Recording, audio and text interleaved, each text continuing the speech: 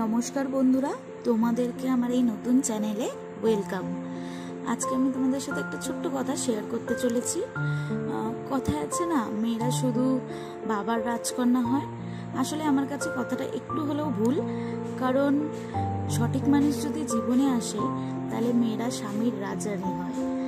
আমার হাজব্যান্ড আমার বিয়ের প্রথম দিনই হাতটা ধরে বলেছিল, আজকে থেকে তোমার সব ছোটোখাটো স্বপ্নগুলো পূরণ করার দায়িত্ব আমার। আর এটা কিন্তু কথার কথা বলেনি, ও রীতিমতো চেষ্টা করে চলে কিভাবে আমার মুখে একটু হাসি ফোটাবে, কিভাবে আমাকে সারপ্রাইজ দেবে, কি করে আমার ছোটোখাটো স্বপ্নগুলো পূরণ করবে।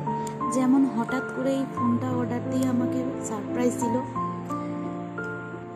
ফোনটা হাতে পেয়ে সারপ্রাইজ তো হয়েছি, সাথে একটু ইমোশনালও হয়ে পড়েছিলাম। আর ইমোশনাল হবই না কেন বলো? এরমভাবে যদি ছোট ছোট স্বপ্নগুলোকে পূরণ করে কেউ, তাহলে ইমোশনাল হয়ে যাওয়ারই তো কথা, তাই না?